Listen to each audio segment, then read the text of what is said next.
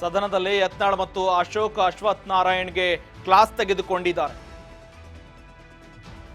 ಮೂವರು ಬಿಜೆಪಿ ನಾಯಕರಿಗೆ ಕ್ಲಾಸ್ ತೆಗೆದುಕೊಂಡ ಸಿದ್ದರಾಮಯ್ಯನವರು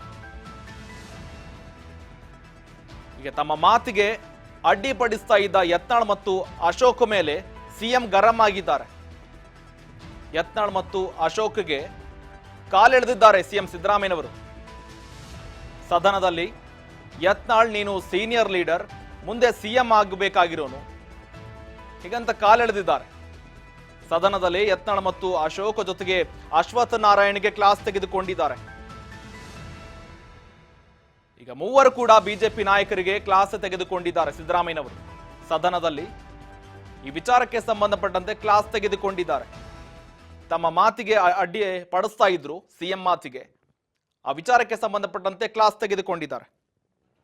ಅಲ್ಲ ಸುಳ್ಳು ಹೇಳ್ತೀರಲ್ಲ ಸರ್. ಸುಳ್ಳು ಹೇಳಿಲ್ಲ, ಗೆದ್ದಿರೋ ಸುಳ್ಳ ಅಲ್ಲ 100% ಸುಳ್ಳು. ಯಾಕೆ ಅಂದ್ರೆ ನಾವು 18 ಗೆದ್ದಿದ್ದೀರಿ, 3 ಗೆದ್ದಿರೋದು ನೀವು. ಹೌದಪ್ಪ, 18 ಫ್ರೀ ಅಂತ ಆಸೆ ಇಟ್ಕೊಂಡಿರೋರು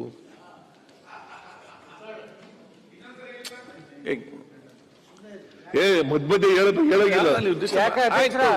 ಅವರೇ ಯಾಕೆ ಆಗ್ಬೇಕನ್ನು ಯಾರಿದ್ದವ್ರು ನಾವು ಯಾಕೆ ಆಗ್ಬಾರ್ದು? ಸಾಮಾನ್ಯ ಒಬ್ಬ ನಂದೇನ್ ತಕರಾರು ಇಲ್ಲ. ಅವ್ರು ಏನ್ ಹೇಳಿದ್ದಾರೆ? 124 ಜನರಲ್ಲಿ ಯಾರು ಬೇಕಾದ್ರೂ 125 ಜನರಲ್ಲಿ ಯಾರು ಬೇಕಾದ್ರೂ ಆಗ್ಬೋದು.